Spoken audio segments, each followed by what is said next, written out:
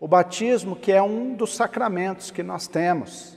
Sacramentos são meios de Deus manifestar o seu perdão e a sua salvação na nossa vida e no meio da sua igreja. O batismo é uma marca, é um sinal do amor de Deus, um sinal da graça de Deus, um sinal de que nós pertencemos a Ele e Ele pertence a nós. O batismo é essa marca que nos lembra de que nós fomos dedicados a Deus, que nós fomos ofertados novamente a Ele, e que Deus reestabelece essa aliança de um pai para com o filho. No batismo, nós podemos experimentar essa graça de Deus manifestada em nossas vidas. Por isso, o batismo é sempre uma resposta. Por que uma resposta? Porque a iniciativa é de Deus. E 1 João diz que nós só amamos porque Deus nos amou primeiro. E nós queremos hoje, então, olhar para essa dimensão do batismo e do sacramento. O sacramento, ele é acompanhado por 3 elementos. Primeiro, ele é acompanhado por um mandamento. Nós podemos ver na palavra de Mateus 28, que diz: Ide, fazei discípulos, batizando-os em nome do Pai, do Filho e do Espírito Santo. Esse é o mandamento, ir e batizar, ensinando a guardar todas as coisas que o próprio Cristo nos tem ordenado. O segundo elemento do batismo é uma promessa. A promessa que nós podemos encontrar no Evangelho de Marcos, capítulo 16. A promessa que diz que quem crê e for batizado será salvo. Temos essa expectativa, essa esperança e essa promessa do nosso Deus, de que se crermos e recebermos o batismo, teremos a salvação dos nossos pecados. E o terceiro elemento que acompanha um sacramento é um elemento visível. No batismo, o elemento visível é o próprio mergulhar na água. É a água que é derramada sobre aqueles que se deixam batizar. Através desses elementos, através da palavra de Deus anunciada, nós então experimentamos o sacramento em nossas vidas, experimentamos o batismo de Deus em nossas vidas. E eu rapidamente gostaria de olhar para 2 pontos que eu entendo que é muito importante para a nossa compreensão a respeito do batismo. E para isso eu gostaria de usar o texto de Romanos, capítulo 6, dos versos 3 até o verso 6, que diz o seguinte: acaso se esqueceram de quando fomos unidos a Cristo Jesus no batismo, nos unimos a Ele em sua morte? Pois pelo batismo morremos e fomos sepultados com Cristo. E assim como Ele foi ressuscitado dos mortos, pelo poder glorioso do Pai, agora nós também podemos viver uma nova vida. Uma vez que nossa união com Ele se assemelhou à sua morte, assim também nossa ressurreição será semelhante a Ele. Sabemos que a nossa velha natureza humana foi crucificada com Cristo, para que o pecado não tivesse mais poder sobre a nossa vida, e dele deixássemos de ser escravos. A primeira coisa que eu gostaria de falar a respeito desse texto é que o batismo nos aponta para a morte. Exatamente. Nós vimos no verso 3 que fala: unidos a Ele em sua morte, pelo batismo morremos e fomos sepultados com Cristo. Verso 6, nossa velha natureza humana foi crucificada com Cristo. O batismo é primeiramente um convite à morte. Mas que morte? A morte do nosso desejo egoísta, a morte das nossas vaidades, a morte do nosso orgulho, a morte do desejo de vivermos uma vida independente dos propósitos e dos planos de Deus para nós, a morte de nós vivermos de forma independente, conforme dá na nossa cabeça, conforme a gente acha que deveria viver, da maneira como nós deveríamos viver, a morte de vivermos uma vida centrada em nós mesmos, nos nossos sonhos egoístas, nas nossas vaidades, e apenas naquilo que nos dá prazer e alegria. O batismo é um convite ao arrependimento. Como nós podemos ser salvos se nós não reconhecemos que estamos perdidos? Como nós podemos viver essa realidade de experimentarmos a salvação se não cremos e não estamos convictos de que nós estamos perdidos e precisamos nos arrepender da nossa vida de pecado. O que é pecado? Pecado é tudo aquilo que nos afasta da graça, do amor e da santidade de Deus. Pecado é tudo aquilo que nos afasta do outro, do próximo, é tudo aquilo que fere o nosso semelhante, é tudo aquilo que faz com que nós distanciemos dos nossos semelhantes. Pecado é tudo aquilo que diminui o outro, é tudo aquilo que humilha o outro, é tudo aquilo que maltrata o outro. No batismo, nós somos convidados a fazer essas coisas morrerem, ao pecado morrer em nós, a vivermos uma nova realidade. E eu gostaria acho que ninguém melhor do que ele conseguiu expressar essa diferença de vivermos a graça preciosa e a graça barata. A graça é o dom imerecido da parte de Deus por nós. Nós nada fizemos para merecer a graça de Deus. Nós nada contribuímos para merecer a graça de Deus. O amor de Deus é dado para nós, porque Ele quis, por iniciativa dEle, por desejo dEle. Portanto, essa é a graça preciosa. O perdão dos nossos pecados nós só conseguimos porque Deus derrama da sua preciosa graça. E eu gostaria que você ouvisse o trecho desse livro escrito pelo pastor Bonhoeffer. Ele que foi um pastor que lutou contra o regime nazista e por ele ter se colocado contra o regime nazista, ele foi preso e ele foi morto poucos dias antes do final da Segunda Guerra Mundial. Ele escreveu um livro intitulado O Discipulado, em 1937. E eu gostaria que você ouvisse esse trecho do livro desse homem que explica a diferença da graça barata e da graça preciosa. A graça preciosa. A graça barata é a inimiga mortal de nossa igreja. Hoje, nossa luta é pela graça preciosa. A graça barata é a graça como resto de estoque, perdão barato, consolo barato, sacramento barato. É graça como riqueza inesgotável da igreja, graça que mãos levianas gastam sem pudor e nem limites. É graça sem preço, sem custo. A essência da graça seria justamente essa: a fatura paga antecipadamente e para sempre. Se a fatura já está paga, pode-se obter tudo gratuitamente, porque o custo é muito alto. Também são incontáveis as possibilidades de uso e desperdício. O que seria a graça, se não barata?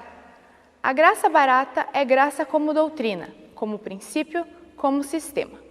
É perdão dos pecados como algo já dado por certo. É o amor de Deus como conceito cristão de Deus. Quem aceita o amor de Deus já está perdoado de seus pecados. A igreja que segue esse tipo de doutrina da graça se vê automaticamente beneficiada por ela. Nessa igreja, o mundo encontra cobertura barata para seus pecados, dos quais não se arrepende e, na verdade, não quer se libertar. Assim, a graça barata é a negação da palavra viva de Deus, negação da encarnação da palavra de Deus, a negação do próprio corpo de Cristo. A graça barata, em vez de justificar o pecador, justifica o pecado. Desse modo, resolve tudo sozinha. Nada precisa mudar e tudo permanece como antes. Nossos esforços são vãos. O mundo continua mundo e nós continuamos pecadores, mesmo na vida mais piedosa. O cristão pode, então, viver igual a todos e não se atreve a, sob essa graça, ter uma vida diferente da que tinha sobre o pecado, a fim de não ser acusado de herege fanático. Isso é a graça barata que justifica o pecado, em vez de justificar o pecador que deixa o pecado e se arrepende. Não é o pecado que separa do pecado. A graça barata é a graça que reivindicamos a nós mesmos. A graça barata é a pregação do perdão sem arrependimento do pecador. É o batismo sem disciplina na comunhão da igreja. É a ceia sem confissão de pecados. É a absolvição sem confissão pessoal. A graça barata é a graça sem discipulado. é a graça sem cruz, é a graça sem Jesus Cristo vivo e encarnado. A graça é preciosa porque chama o discipulado. É graça porque chama o discipulado de Jesus Cristo. É preciosa por custar a vida ao ser humano. É graça, pois só assim dá vida ao ser humano. É preciosa porque condena o pecado. É graça porque lhe custou a vida de seu filho, porque fostes comprado por preço. 1 Coríntios 6, 20. E, portanto, não pode ser barato para nós o que custou caro para Deus. É graça, sobretudo, porque Deus não considerou que seu próprio Filho custasse caro demais para pagar por nossa vida, e assim o deu por nós. A graça preciosa é a encarnação de Deus. Por isso, é a graça como palavra viva, a palavra de Deus, por Ele próprio proferida, conforme lhe agrada. Chega até nós como gracioso chamado ao discipulado de Jesus, como mensagem de perdão ao espírito angustiado e ao coração despedaçado. É preciosa porque submete o ser humano ao jugo do discipulado de Jesus Cristo. É graça porque Jesus afirma: meu jugo é suave e o meu fardo é leve. Como podemos viver uma vida cristã nos dias de hoje? Bem-aventurados os que na simplicidade do discipulado de Jesus Cristo estão tomados por essa graça e que humildemente do Espírito podem louvar a graça de Cristo que tudo opera. Bem-aventurados os que podem viver no mundo, no conhecimento dessa graça, sem para ele se perder, e para os quais a certeza do lar celestial é tamanha que no discipulado de Jesus Cristo são livres de fato para a vida nesse mundo. Bem-aventurados os que consideram o discipulado de Jesus nada mais que a vida fundamentada na graça, e a graça nada mais que o discipulado. Bem-aventurados os que nesse sentido se tornaram cristãos, para os quais a palavra da graça se revelou misericordiosa. Como podemos perceber, Bonhoeffer faz essa distinção de que a graça barata é uma graça vivida sem responsabilidade. É a gente apenas achar que os nossos pecados estão perdoados, mas sem necessidade de arrependimento, de mudança de vida. E esse é o segundo ponto que eu gostaria de entrar aqui para falar com vocês, que é o que o texto nos traz, que ele faz um convite a uma mudança de vida, a uma novidade de vida. Veja que nós podemos ler já no versículo 4, que diz assim: pois pelo batismo morremos e fomos sepultados com Cristo, e assim como ele foi ressuscitado dos mortos pelo poder glorioso do Pai, agora também podemos viver uma nova vida. O batismo, então, é essa mudança de vida.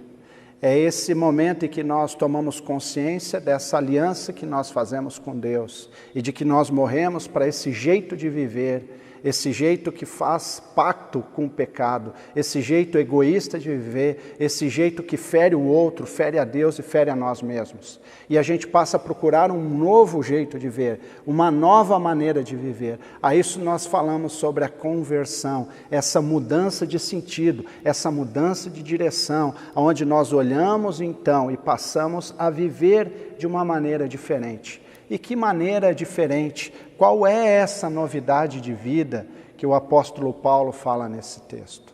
É um convite àquilo que Bonhoeffer falou no seu texto, a vivermos uma vida de discipulado. Discipulado significa ser discípulo de Jesus, significa ser um seguidor de Jesus, significa ser um imitador de Jesus Cristo. Viver essa nova vida, viver essa realidade do discipulado, é olharmos para Jesus e reproduzirmos a maneira como Jesus viveu. É falarmos da maneira como Jesus falou, é cuidarmos das pessoas como Jesus cuidou, é nos relacionarmos com Deus como Jesus viveu, é a gente lidar e tratar o próximo como Jesus tratou o próximo, é nós nos relacionarmos com as autoridades da mesma forma como Jesus se relacionou com as autoridades. Viver essa vida de discipulado, viver sendo seguidor de Jesus Cristo, é procurar olhar para Cristo e tomar a vida dele como uma referência para a nossa própria vida. Portanto, viver o batismo significa vivermos conscientes de que nós precisamos morrer para a nossa vida de pecado e vivermos para essa nova realidade seguindo a Jesus Cristo. Sem arrependimento e sem nova vida, o batismo, ele só é água, ele não realiza nada em nós. Muitas pessoas vivem o batismo como se o batismo fosse uma espécie de detergente espiritual para a nossa vida. Que basta a gente ser batizados, muitos, a maioria de nós ainda quando crianças, então a gente acha que é colocado uma espécie de teflon espiritual sobre nós e nada gruda em nós e nada de mal acontece, mas isso não tem nada a ver com batismo, isso tem a ver com magia, isso tem a ver com uma outra compreensão que não é a compreensão bíblica. A compreensão bíblica do batismo é de que sim, a iniciativa é de Deus, a graça de Deus, o perdão é de Deus, a salvação é de Deus, o presente é de Deus. Mas nós precisamos, por fé, nos apropriar desse presente, fazer desse presente algo precioso para nós, a graça preciosa. Reconhecermos de que sem Cristo nós nada podemos fazer e com Ele tudo podemos realizar. Podemos ser o ser humano que Deus sempre pretendeu que nós fôssemos, a imagem e semelhança do seu Filho Jesus.